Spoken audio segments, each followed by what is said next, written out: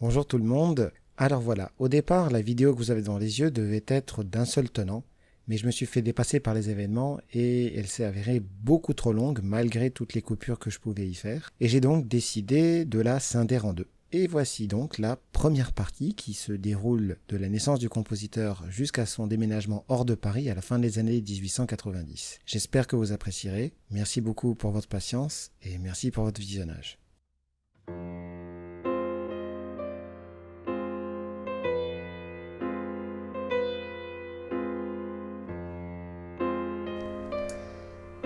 Salutations musicales et bienvenue dans Connotation. Dans une précédente vidéo, je vous avais parlé d'Erik Satie et de sa première gymnopédie, un des tubes de la musique classique. On avait un peu évoqué comment Satie, après la fin de sa vie, était tombé dans un certain oubli et au bout de quelques décennies avait fini par se faire un nom, pas aussi célèbre que celui de Mozart et Beethoven, mais quand même pas loin.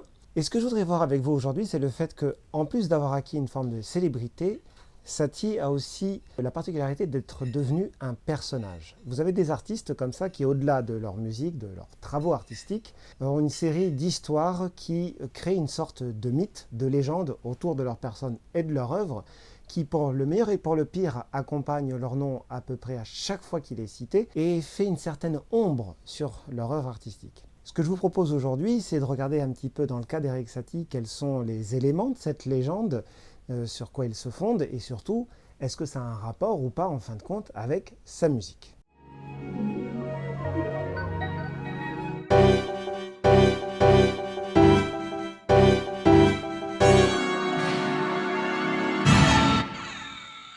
Pour commencer, il y a la famille. C'est elle qui pose une partie fondamentale du chemin de vie de tout à chacun, artiste ou pas. Et dans le cas de Satie, la famille est un petit peu particulière. L'étrange rencontre entre le Normand Jules Satie et l'Écossaise Jane Leslie Anton pose d'emblée une sorte de paradoxe qui va marquer l'ensemble de la vie du jeune Erik, mais nous y reviendrons. Du côté de son père, la famille est quelque peu anglophobe ou à tout le moins très pieuse et conservatrice. Et par conséquent, un mariage transreligieux, Jane Leslie Anton est anglicane et transnationale, détonne quelque peu fortement. Ce mélange de rigorisme d'un côté et d'ouverture sur l'ailleurs, c'est vraiment un bon résumé de ce qui attend le jeune Satie. Ceci dit, ça aurait pu avoir assez peu d'importance. Élevé d'abord dans la foi anglicane, il aurait pu suivre l'ensemble de sa vie sur ce même parcours, sans beaucoup d'autres péripéties. Mais sa mère meurt alors qu'il est encore très jeune. Il n'y a aucune explication claire dans les sources sur ce qui a pu lui arriver, mais on peut imaginer que ça a laissé quelques traces. Et l'une des traces principales, c'est le fait qu'à partir de ce moment-là, le jeune Satie est confié à la garde de ses grands-parents avec son frère. Leur sœur Olga est confiée à un oncle. A priori, les sources se contredisent pas mal sur ce sujet. Mais les deux garçons sont chez leurs grands-parents, catholiques intransigeants et manquant quelque peu d'affection. À côté de ses grands-parents, Satie rencontre une galerie d'autres personnages qui vont avoir une importance énorme pour lui. En premier lieu, son oncle, Albert Fortin, surnommé Seabird par ses amis, qui va être le modèle de l'humour excentrique si particulier du compositeur. Fortin est un marginal, un marin dont on n'est jamais vraiment sûr qu'il ait pris beaucoup la mer, et qui se démarque par son sens de l'ironie mordante et de la remarque assassine. Cette virtuosité dans les mots et cette capacité à utiliser l'humour pour faire face à la réalité, Satie ne l'oubliera jamais totalement. Par contraste, il rencontre aussi son premier professeur de musique, Monsieur Vinot, qui est organiste à Honfleur, la ville de naissance de Satie en Normandie. Et ce monsieur Vinot va notamment lui faire découvrir le chant grégorien, qui sera peut-être le point de départ de sa fascination pour le Moyen-Âge, fascination qui durera jusqu'à la fin de sa carrière. Ainsi, en très peu de temps, quelques années à peine, ce tout jeune adolescent a déjà vécu 2 drames familiaux d'ampleur et rencontré plusieurs personnes aux caractéristiques totalement opposées. De cette jeunesse inhabituelle, la postérité va souvent être tentée, à tort ou à raison, de tirer les fondements d'une mythologie. Mythologie que je vous propose d'explorer en parallèle avec les faits historiques et artistiques, afin de savoir d'un peu plus près de quoi il retourne vraiment.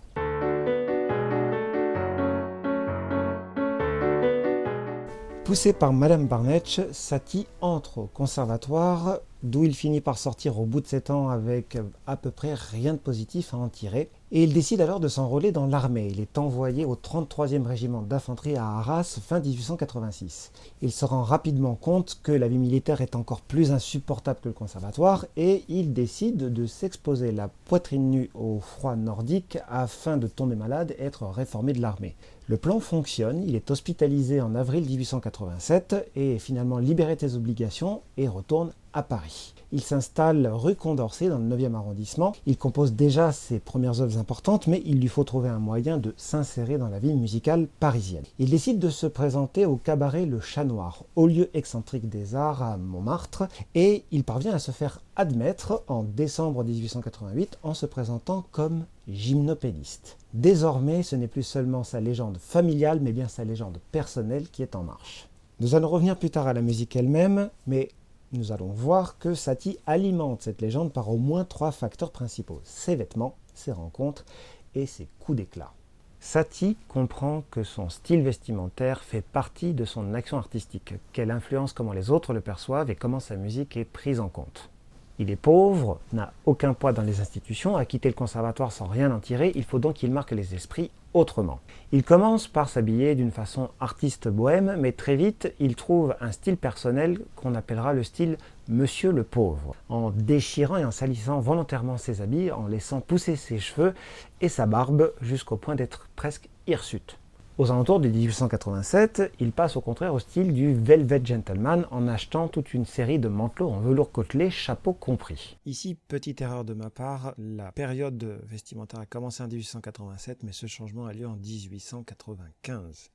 Bien plus tard, il changera une dernière fois d'apparence pour endosser le costume et le chapeau melon noir du petit fonctionnaire, apparence qu'il gardera jusqu'à la fin. Chacune de ces tenues fait partie d'une stratégie de Satie pour se faire accepter du milieu où il se trouve et permettre à sa musique d'avoir une chance d'être entendue.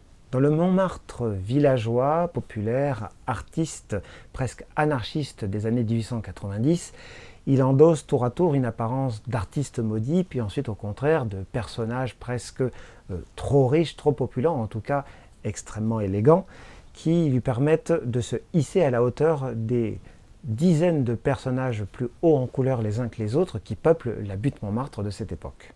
Satie s'est fait remarquer, il est parvenu à s'insérer dans un haut lieu artistique reconnu. Il lui faut maintenant transformer l'essai et donner un tour plus réel et concret à ses opportunités. Cela va être le rôle de ses rencontres, le fait de trouver des personnes avec qui il peut échanger et qui lui permettront de passer une étape supérieure. 3 de ces rencontres vont être déterminantes. Tout d'abord, la rencontre avec le poète d'origine espagnole Patrice Contamine de Latour. Né à Tarragone en 1867, mort à Paris en 1926, il est l'un des premiers amis de Satie. Il a à peu près le même âge quand ils se rencontrent, tout juste 20 ans. Ils sont tous les deux très pauvres et déjà férus de tout ce qui peut leur permettre de s'élancer sur une destinée artistique sans compromission. Contamine de Latour écrit les poèmes des premières mélodies que Satie rédige pour voix et piano, mais aussi les textes de 2 tentatives de musique pour le théâtre, Geneviève de Brabant dans un style d'opérette et surtout Uspud, un ballet sur lequel nous reviendrons un peu plus tard. D'autre part, sa poésie inspire probablement à Satie les fameuses sarabandes et surtout les très célèbres gymnopédies. C'est avec lui que Satie est admis au cabaret Le Chat Noir, qui est dirigé par Rodolphe Salis. Et c'est dans cet endroit que Satie va démarrer ce chemin personnel et original qui le mènera beaucoup plus tard à la gloire. Vers 1891, brouillé avec Salis, Satie est désormais à l'Auberge du Clou, où il rencontre Claude Debussy. Ce sera son amitié la plus durable, la plus importante, la plus houleuse peut-être. Debussy, environ 10 ans après cela, accède à la gloire pour lui-même, avec successivement le poème symphonique Prélude à l'après-midi d'un faune et surtout en 1902 son opéra Péléas et Mélisande. 2 immenses succès qui emportent l'adhésion aussi bien du public que des spécialistes. Ce sont 2 œuvres qui marquent la volonté et la réussite de Debussy dans l'objectif de s'échapper de l'influence de Wagner et même de la musique allemande en général. Satie poursuit le même but depuis longtemps et il y a débat pour savoir si c'est lui qui influença Debussy dans cette voie. Satie poursuit le même but depuis longtemps et il y a encore débat pour savoir si oui ou non Satie a influencé Debussy dans cette voie.